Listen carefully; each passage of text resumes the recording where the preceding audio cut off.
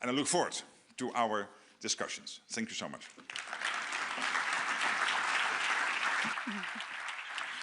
Which one do you like? There you go. Oh, you want? Okay. There's your mic. Great. Thank you. Thank you. You have to drink water. Okay. So, Mr. Secretary General, I know things. Some things are going well for you. And I would just point out, I've covered NATO almost 20 years, so we're kind of the same in that we kind of just hang around and keep our jobs and hope for the best. But you know I have to ask this. You mentioned don't go it alone, don't create fractures where none are needed. We cannot avoid the question, the problem that has been created with President Trump's claims on Greenland. The Greenlandic government yesterday stated again they want their security to be determined by NATO, to be inside NATO. So this is going to be on your plate, even if you wish it weren't. And you said yesterday that it is not a crisis. So I would like to know what word you would use to describe what's happening now and how you can possibly explain that security inside the alliance is enhanced in any way by the US claims that they need to own Greenland, not just maybe boost their presence, but actually own the island. Can you just unpack that for us? It's really what's on everybody's minds here. Well, let me start by saying that it was Donald Trump, the American president, who already, when he was Trump 45, so his previous presidency between 2016 and 2020, was making us aware collectively of the need to protect the High North in the Arctic.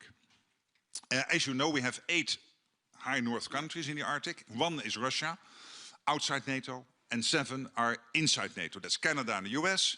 And then in Europe, it is Denmark through Greenland, and Iceland, Finland, Norway, and Sweden. These 7 countries are basically bordering on the Arctic. And it was President Trump in his first term, as I said, who basically alerted us to the fact that sea lanes are opening up, that Russia and China are more active, and that we have to do more there together. We had a very good discussion in NATO. It was around summer. We are now taking next steps to build on that, because we all agree in NATO, we all agree that when it comes to the protection of the Arctic, we have to work together. And that's exactly what we are doing. Then, of course, I'm never commenting when there are discussions between allies. That's not up for me to comment on, but I can assure you that there is complete agreement that when it comes to the assessment of the urgency of the security situation, not only in the Baltic Sea, not only on the eastern flank, but also in the Arctic and in the southern neighborhood, obviously also. But now, concentrating on the Arctic, we all work together. Okay, but I really asked about Greenland specifically. Is there any single ally who would support the US forcibly taking Greenland? Again, what we are discussing here is to make sure that the Arctic is safe, that we have 7 countries working together, including the United States. So we came together in NATO, in the North Atlantic Council. As you know, we work together as the ambassadors, and sometimes it is in the formation of foreign ministers or defense ministers, or the leaders when it is a summit. We call that the North Atlantic Council, a bit like you have the European Council in Europe. And the North Atlantic Council came together at the level of the ambassadors and decided that we have to step up collectively. We all agree on this, and when it comes now to the next steps, we also all agree that we have to take those next steps, and we are working on that diligently at the moment. And Denmark did this. I mean, over the last year, it spent $14 billion additional dollars, including on defense for Greenland specifically. It has enhanced its missile defense. It's got new Arctic vessels. It's really spent a lot of money and put a lot of time, perhaps acknowledging that it should have been done earlier. You know, this is something that allies can agree on. But I still have to come back to the point: how would Arctic security be enhanced if the U.S. invaded Greenland?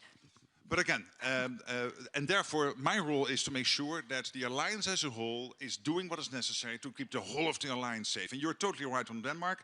Denmark is investing in Boeing P-8s. Denmark is investing in long-range surveillance drones. Planes for those non-NATO people? Yeah, they are also investing in more F-35s, and they are investing in air-to-air refueling. And all these capabilities you need, not only to keep Denmark safe, to keep NATO as a whole safe, but also to make sure that when it comes to the Arctic region and For them, of course, a special priority when it comes to Greenland to stay as safe as possible. But again, I never comment when there are discussions between allies. I'm doing my best. So we agree.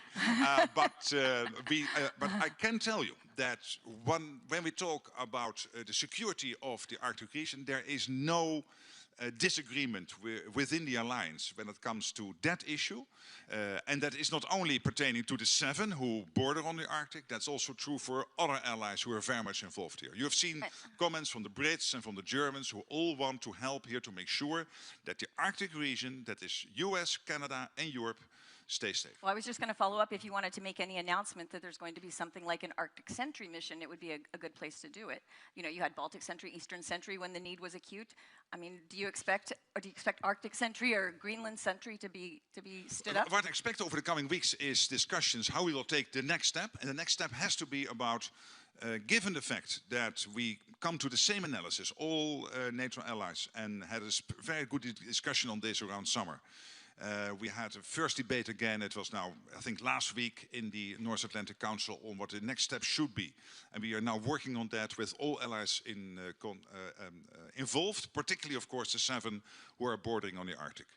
I'm not allowed to take all the questions for myself because I would, but I do have to open to discussion, and hopefully some of them will follow up on some of this. And when I call on you, please stand up, and because I don't know where everyone is sitting that is going to get a question. First, MEP is Dan Barna. There you go, Dan.